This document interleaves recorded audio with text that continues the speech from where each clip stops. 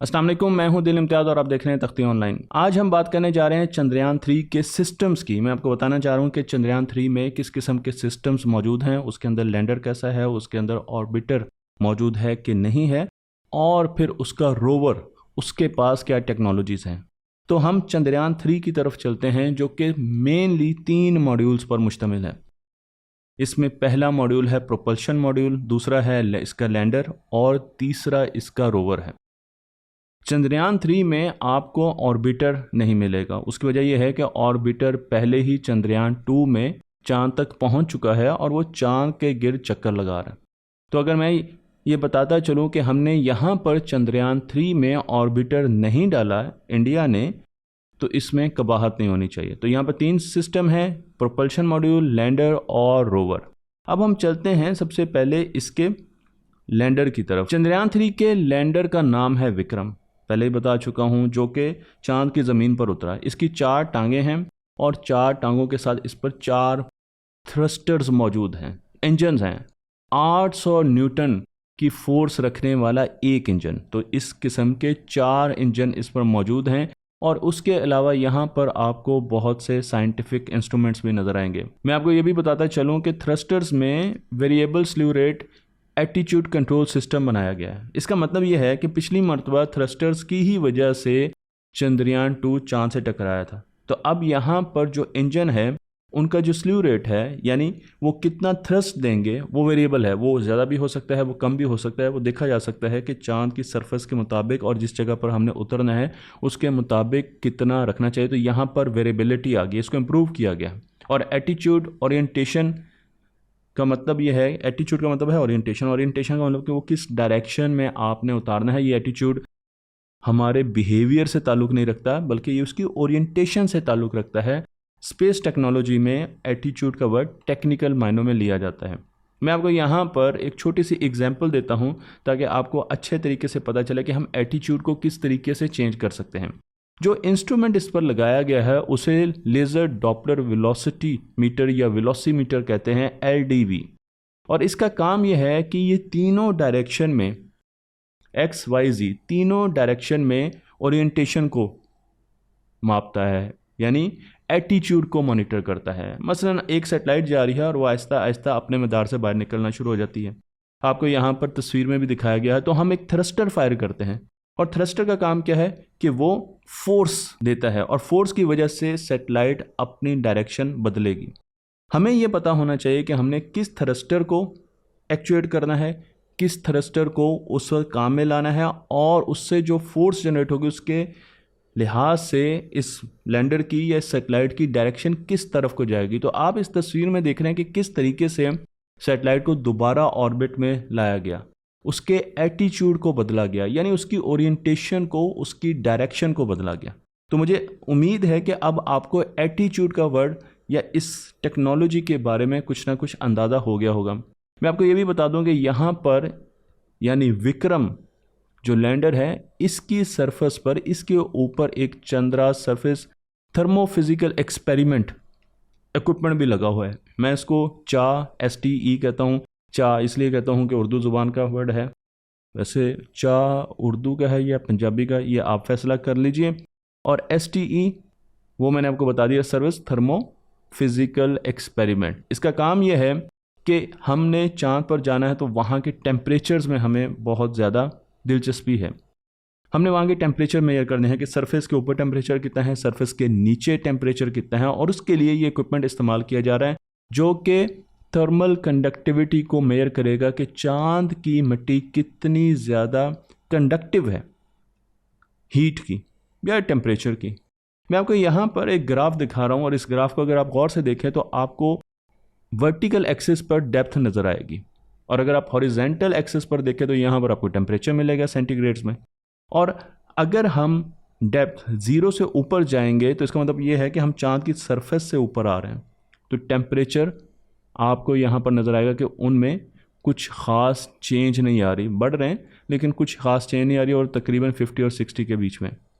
लेकिन जो ही हम डेप्थ नेगेटिव में जाते हैं, इसका मतलब यह है कि हम नीचे जा रहे हैं, नीचे जा रहे हैं, तो मिलीमीटर्स में तो आपको टेम्परेचर एकदम ड्रॉप होता हुआ नज़र आएगा, टेम्परेचर कम होना शुरू हो गया। और ये टेम्परेचर मिलीमीटर की जब हम डेप्थ में जाते हैं तो बहुत ज़्यादा कम होना शुरू हो जाता है। यही काम करना है CHA-STE ने। मैं आपको यहाँ पर CHASTE या CHA-STE या CHA-STE इनकी तस्वीर दिखा रहा हूँ, तो आप देख सकते हैं कि किस तरीके से ये इक्विपमेंट है जो कि विक्रम रोवर पर इंस्टॉल किया गया है और किस तरीके से ये चांद की टेम्परेचर प्रोफाइल बनाएगा। उसके साथ एक और इंस्ट्रूमेंट की बात करते हैं, instrument for lunar seismic activity, ILSA।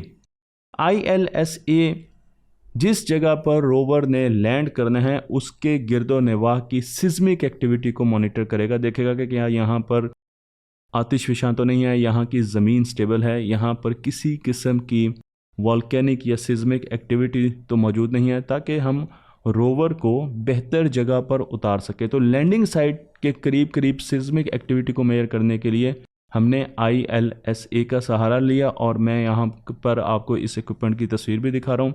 ये इक्विपमेंट चंद्रयान 2 पर भी इंस्टॉल था और चंद्रयान 3 पर भी यही इक्विपमेंट इंस्टॉल किया गया है। उसके साथ साथ चंद्रयान 3 पर एक प्रोब, एक छोटी सी तार इंस्टॉल की गई है जिसे लेमॉयर प्रोब कहते हैं, LP प्रोब भी इसका नाम है। और इस डिवाइस का काम क्या है? इस डिवाइस का काम ये है, ये इलेक्ट्रॉन टेम्परेचर को डिटरमिन करती है, इलेक्ट्रॉन डेंसिटी को डिटरमिन करती है, आयन डेंसिटी को डिटरमिन करती है ऑफ प्लाज्मा। अब आप समझ रहे होंगे कि ये तो बहुत ही मुश्किल चीज़ है, तो मैं आपको बताता चलूँ कि चांद के गिर्द एक एटमॉस्फेयर है जो कि ज़मीन के एटमॉस्फेयर से बहुत ज़्यादा पतली है, और इसे एक्सोस्फेयर कहा जाता है। एक्सोस्फेयर जो चांद के गिर्द गिलाफ है एक्सोस्फेयर का, उसके साथ सोलर विंड्स इंटरेक्ट करती हैं। सोलर विंड्स आ रही हैं और वो उस एक्सोस्फेयर के मॉलिक्यूल्स के साथ, जो गैसेस मौजूद हैं उनके साथ इंटरेक्ट करती हैं, और यहाँ पर हमें प्लाज्मा मिलता है। तो हम इसे भी स्टडी करना चाहते हैं, और उसके साथ साथ हम सरफेस, क्योंकि इनके डॉक्यूमेंट्स में लिखा है कि प्लाज्मा जो क्रिएट होता है वो मून की सरफेस के 10 सेंटीमीटर नीचे भी क्रिएट हो रहा होता है, यानी सॉइल जब चार्ज पार्टिकल्स में कन्वर्ट हो रही होती है तो वहाँ पर भी हमें प्लाज्मा मिलता है, और वहाँ पर भी हमने थर्मल एक्टिविटी और थर्मल कंडक्टिविटी ये दोनों मेजर करने होते हैं, तो उसके लिए भी इस प्रोब का इस्तेमाल किया जा रहा है। तो यहाँ पर दो चीज़ें हैं, एक तो सॉइल की कंडक्टिविटी को मेजर करने के लिए इस प्रोब का इस्तेमाल किया जाएगा, और उसके साथ साथ हम ये भी देखना चाहते हैं कि जो सोलर विंड्स आ रही हैं, जो कॉस्मिक रेडिएशंस आ रही हैं, गैमा रेज आ रही हैं जो किसी सुपरनोवा से प्रोड्यूस हो रही हैं, वो आके जब एक्सोस्फीयर के साथ इंटरेक्ट करती हैं तो वहाँ पर जो न्यूट्रल पार्टिकल्स होते हैं या जो चार्ज पार्टिकल्स होते हैं उनका बिहेवियर क्या होता है। इवन सनलाइट आके जब चांद के सरफेस के साथ, उसकी एटमॉस्फेयर के साथ टकराती है, तो उस वक्त, क्योंकि चांद की मैग्नेटिक फील्ड तो है नहीं, तो जो पार्टिकल्स, जो चार्ज पार्टिकल्स प्रोड्यूस होते हैं उनको स्टडी करने के लिए भी इस प्रोब का इस्तेमाल किया जाता है। मैं यहाँ पर चलता हूँ चांद के रोवर की तरफ। हमने लैंडर की बात कर ली, लेकिन अब हम रोवर की तरफ आ रहे हैं। और जब मैंने लास्ट टाइम इसका नाम लिया था प्रज्ञान, तो लोगों ने बताया कि ये नाम ठीक है, तो हम प्रज्ञान की बात करेंगे जिसमें 6 व्हील्स हैं। और जितने भी रोवर्स हमने देखे हैं, चाहे वो मार्स पर गए हैं या चांद पर गए हैं, तो कमोबेश उनमें 6 व्हील्स ही ज़्यादातर मौजूद होते हैं। 26 kg इसका वज़न है। इस पर सोलर पैनल लगे हुए हैं, क्योंकि हमने इसे दिन में चांद पर उतारा है, तो हमें यहाँ पर चांद की रोशनी से एनर्जी बनाने में मदद मिलेगी। इस पर कैमरा भी मौजूद है, इसमें मोटर्स भी लगी हुई हैं, और उसके साथ साथ कम्युनिकेशन का पूरा सिस्टम इंस्टॉल्ड है। ट्रांसमीटर्स और रिसीवर्स इंस्टॉल्ड हैं। पावर यूजेज इसकी 50 वाट है। याद कीजिएगा 60 वाट का एक ज़माने में हमारे घरों में बल्ब लगा होता था, लेकिन इसकी पावर यूजेज 50 वाट है। इस रोवर के ऊपर alpha particle x ray simulator APXS लगा हुआ है, जिसका काम यह है कि उसने सॉइल का मुआयना करना है, चांद की मिट्टी का मुआयना करना है, और ये देखना है कि उसमें कौन कौन से मिनरल्स मौजूद हैं, उसकी केमिकल कंपोजिशन क्या है। ये काम तकरीबन तमाम मॉडर्न डे रोवर्स कर रहे हैं, क्योंकि हमने ना सिर्फ मिनरल्स के बारे में जानना है, केमिकल कंपोजिशन के बारे में जानना है, हमने ये भी देखना है इसमें मादनियात कौन सी हैं, क्योंकि इंसान मुस्तकबिल में चांद पर माइनिंग करने जा रहे हैं। और उसके साथ साथ हमने ये भी देखना है कि क्या हमें कोई ऐसी कंपोजिशन मिलती है जो कि हमें लाइफ के बारे में कोई हिंट दे रही है। मैं आपको ये भी बताता चलूँ कि यहाँ पर laser induced breakdown spectroscope LIBS भी मौजूद हैं। और इसका काम क्या है? इसका काम यह है कि हम प्लाज्मा को स्टडी कर सकें। तो हम लेज़र को इंड्यूस करते हैं किसी भी सरफेस पर, किसी भी रॉक पर, और वहाँ पर हमें प्लाज्मा मिलता है, क्योंकि वो ज़ाहिर बात है लेज़र के ज़रिए वो बर्न आउट होती है।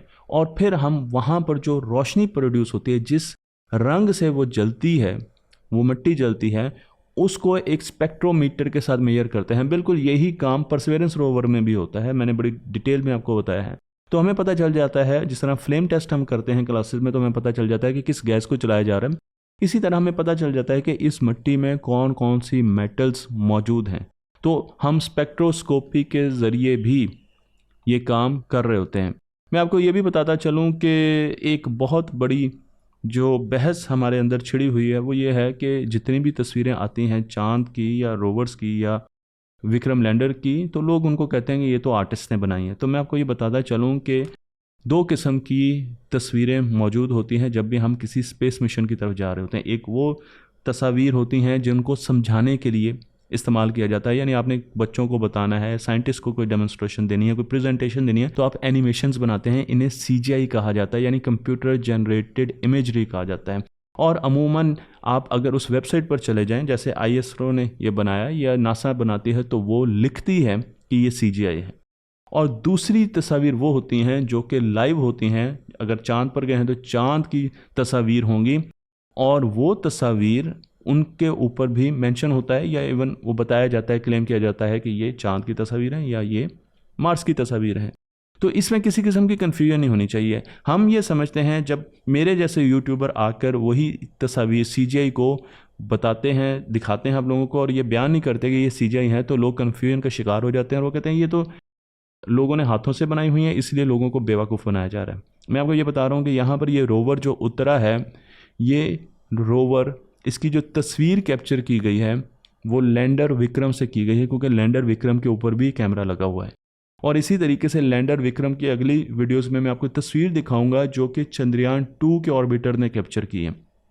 तो इस कन्फ्यूजन से बाहर निकल आएँ कि जी लोग खुद ब खुद ये एनिमेशंस बनाकर और भेज रहे हैं, और असल में तो चांद पर रोवर गया नहीं। क्या चाइना खामोश इसलिए बैठा है, सुकून से बैठा है? अगर इंडिया चांद पर ना गया होता तो चाइना, रशिया या दूसरे मुल्क खामोश रहते और वो ये बताते ना हमें कि चांद पर इस वक्त चाइना का रोवर या उसका लैंडर लैंड नहीं कर चुका। तो हमें अपने कॉन्सेप्ट ठीक करने की ज़रूरत है, और हमें अंदाज़ा होना चाहिए कि कहाँ पर CGI शो हो रही है और कहाँ पर CGI शो नहीं हो रही, बल्कि ये रियलिस्टिक तस्वीर हैं जो कि हमें दिखाई जा रही हैं। तो अगली वीडियोज़ में हम चंद्रयान 3 के बारे में और चीज़ें भी डिस्कस करेंगे, क्योंकि हमें मालूम होना चाहिए कि टेक्नोलॉजी किस तरीके से काम करती है, चाहे वो इंडियन ही क्यों ना हो। तख्ती ऑनलाइन को लाइक कीजिए, शेयर कीजिए और इस फिल्म को दूसरों तक पहुंचाते रहिए।